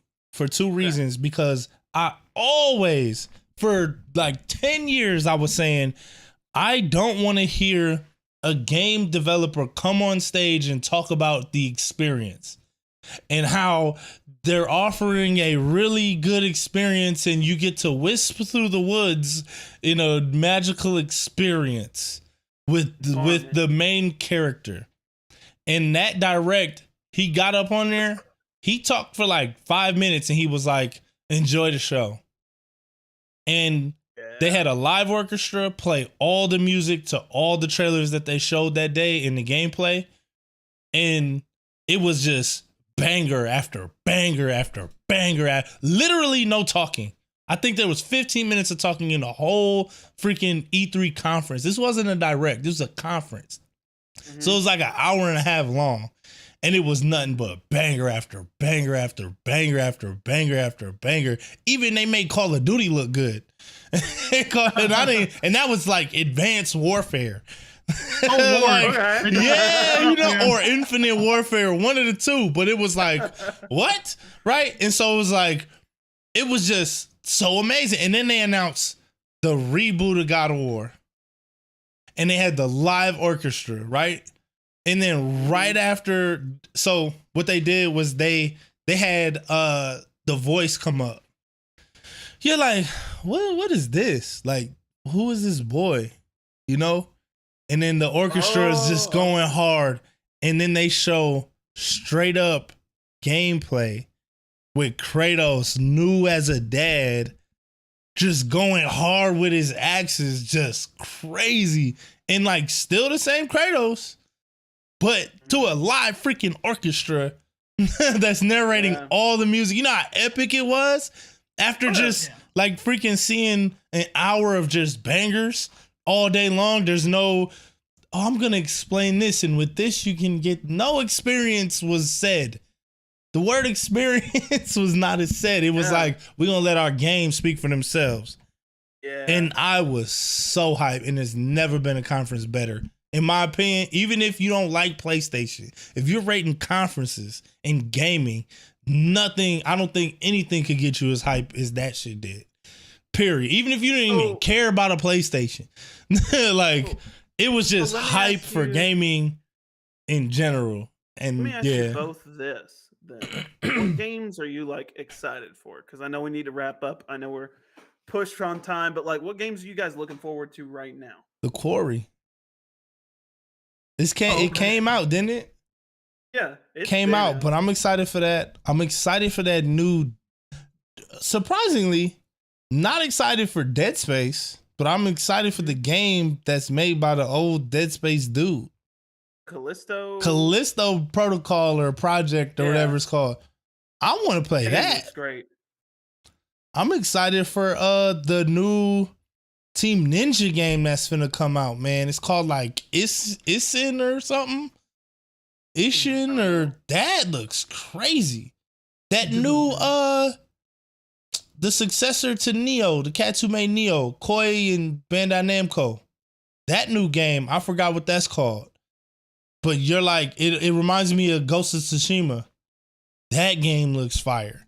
And then there's two PlayStation exclusives that are like new IPs. You want to get me excited? Come up with a new IP that looks solid. I don't care if you're Nintendo. I don't care if you're literally like, oh, we're bringing back a new GameCube game. But it's a new IP. Like, I don't care how garbage the system is. It could be 3DS, Game Boy. If it's a new IP, you're getting me excited, right? So give me new IPs that look solid. Oh, yeah. Like, I'm there for that. You know what I'm saying? Like, indie game, all of that. Like, just do new things. Give us new experiences. I love sequels. What was that, Sora? But do new stuff. Did you say Sora? I said I get over talk so easy here. Go ahead. I said I'm excited for 3 games. Midnight Suns, Marvel Midnight Suns. Stop delaying it. I want that. I don't really like the gameplay. Didn't really look like something would be my taste. That SOCOM style. Yeah, I don't really like that. But the story will be what I will come for. So I'm excited for that. And then I'm excited for after. I wouldn't at first, but after I played it, I was excited for what? At first, I wasn't excited for this what coming game? up, but now I'm getting there, boy. Oh, I thought you said it. I thought you cut out when you said it. No, you're like, what game? I'm like, let me speak. You heard that too? Yeah. I probably did cut out. That's funny. He didn't even say it. I'm like, what game? Yeah, I'm like, let me speak. Call of Duty, the new Call of Duty coming out. Like, at first, I wasn't really excited for it. I was just gonna be like, yeah, I'll play it, whatever. Played the beta, and I was like, dang, this is some fun crap. And I actually really got excited for it. So I'm excited for that. But the game that I'm excited the most for, it is a free to play, but they promised it would not be paid to win. It's being developed by Bandai Namco. It's been delayed like twice. I'm really sad about it. But it is a new MMORPG, and it's called Blue Protocol. It is an anime-based MMO. And the thing is, you know how like a lot of games, when they show a cutscene, it's like really awesome, high res, and it goes to the gameplay and it's like washed down like crazy. Not Blue Protocol. Nope. The gameplay is exactly the same as the cutscenes, and it's the only anime game I've ever seen in my life that doesn't. You know how like when they make an anime game, it's shell shaded and it looks like an anime, but you can still tell it's like 3D. It's, you know what I mean? Not this one. This one looks like an actual drawn anime that you're controlling, and it's insane. And it's an MMO, high quality, coming from Bandai Namco. And the people that played the beta and the alpha for it, they said it's some of the smoothest combat they've ever in their life touched in the MMO genre. and that has me booming crazy for it. I don't know. I'm really excited for Persona 5 coming to the Switch because I haven't gotten a chance to play those. Anyways, can we just move on, please? Persona 5 I'm Switch. Oh my Persona- gosh. Persona is good. I will Persona give you that. 5 is fire, but Switch can eat So- the PP. Hey, Get, look, bro, people you're people doing who are yourself on such Switch, a disservice, bro. people who are on Switch. But you have a been waiting for this game for PC. years. Nah. But you have a PC. You could have gotten it for like free already, like 3 times, and played in glorious 4K with all the colors and the delicious. Sure. And you're like, You know what? nah, Can't play it in the 480p car. Switch. Let me tell you something about Can't T3. play it at the T3 car. I can't play it at my job. I can't take it over to a friend's house. You and can't mess around say with But this you because you can. played Elden No. Ring. Wait, but back You up, couldn't back do up, that back up. either.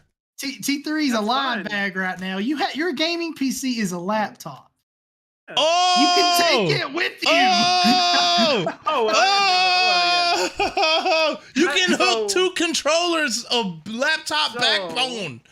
No, I'm just playing. Here's the thing. You probably can. I have a I'm sure lot it of exists. things- You've been a gaming lot of on a things. laptop this whole time? Yes, his Yeah. gaming PC is an I told you Alienware this. laptop.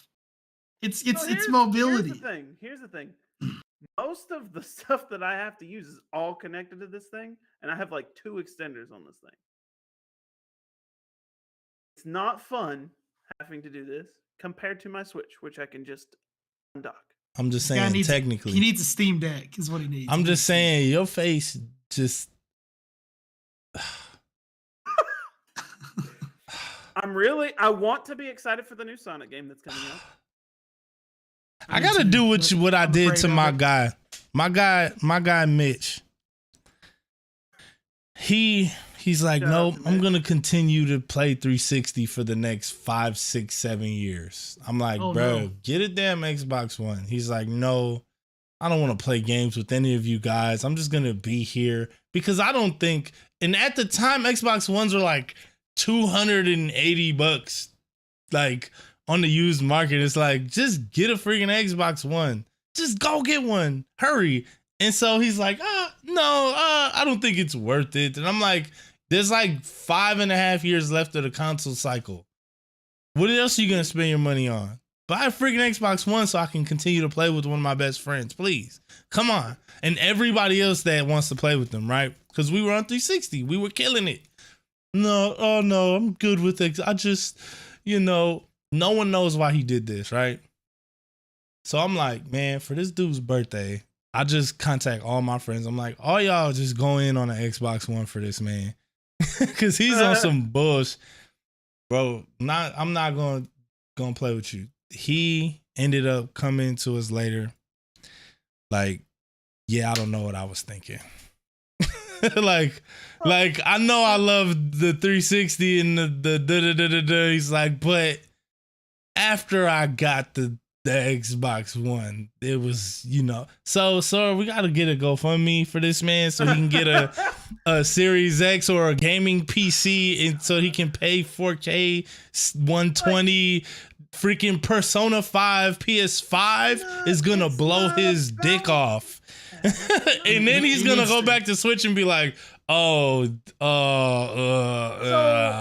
going to poison him. real quick. No, I'm gonna poison him. I'm gonna put an emulator for the Switch on my Steam Deck and a bunch of games on Steam Deck, and we'll take it to him and be like, here you go. And then he'll be like, huh, Steam Deck. I don't and then think it's he'll enough. look at his I don't he'll look think at his it's Switch enough. and he'll cry. He'll go get him one. I don't think it's enough. We need It's the probably power not. player, right? We need to get this man to see how beautiful it is, right? Hold on. He plays Xenoblade. What other RPG is like Xenoblade? Well, heck, didn't you play on my PC one time, T3? No, I thought we sat down and played Halo at one point. no, That was Grail. That was it Grail. was not me. Either way, we need to get you. We need to get you the freaking new Dark Souls game that's coming out. The new Souls game, whatever the hell it is, I don't remember what it's called. so you can play it in some 5K, 8K, and get you a crowdfunded PC so that you can throw your Wii and your Switch in the trash. We should Ladies and gentlemen. assassinate his Nintendo Ladies and gentlemen, Switch. Because it's been a pleasure tonight. I hope you enjoy our back and forth, and I love how much he hates the Switch. I love the Switch, And why are you blue balling it right Because now? too much of the Switch is a bad but thing. don't tell me you're gonna play games that are critically acclaimed for looking good All right. at fine. certain I'm reses, and then really you're gonna excited play for it on the new freaking Pokemon game that's Switch. coming out. I'm really excited for the new Pokemon Nah, game that's you coming know, out. I'm sorry. I'm in all seriousness, I think Persona 5 is gonna perform very good on the Switch. It's not gonna be as delicious, but the fact that it's just a life sim and a freaking turn-based RPG with amazing colors that will pop on that OLED, right? The screen is very small, so sure you can get away with playing at 480p because they already announced it's not going to be the max resolution, which unfortunately sucks, but it's not going to matter because it's going to be a baby screen in an OLED. So I actually think Persona 5 is going to thrive on Switch more than all the other games that suck on Switch that aren't supposed to be on Switch. You know, Yes. just FYI, you can play phone games, high detailed phone games at 4K. So why the crap can Switch not I'm play just at gonna 4K? rapid fire list my games. Do you Wii have game. the Switch emulator, Sora? I don't actually emulate games unless, I mean, if I own them, I will. But Yeah. I haven't like messed with any emulation yet on this. So Switch. Bayonetta 3 works. I know they have a working one. I know, like I've seen Bayonetta 3 people play works it. already. I got to figure out how to copy. It could not be true, but I hear it works already, and you can go up to 4K. I know 60. the Metroid Prime Dead works So- on it. But see, I got to figure out how the I heck think I'm copy getting that on my there. I got to figure out how to copy my Switch games over to like little ISO files so I can play on it because I refuse to download. I'll copy my games. Yeah. You should be able to take your games that are on your SIM card in your Switch and just plug it into your computer and convert them that way. Like downloaded Smart. games. That's how you transfer your data from Switch to a new Switch if you upgrade. Yeah, but I have So- physical games. Like I have stuff like that's across different. sitting in front of me.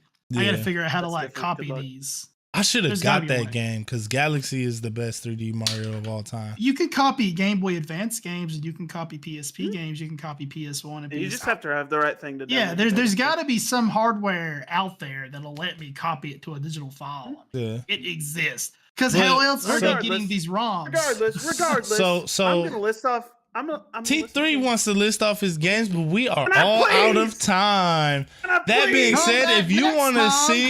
see T3's list of games, please join us on our Patreon that we don't have. Until next time, see his list of games in TikTok. He's going to be making a TikTok of his most excited games he's excited for. And if you come back and watch this game in a video, not game, if you come back and watch this podcast in a video, I will have a little video of T3's head spinning listing his games. So there you go. All right. So I've been Real Higgin. I'm Soraka.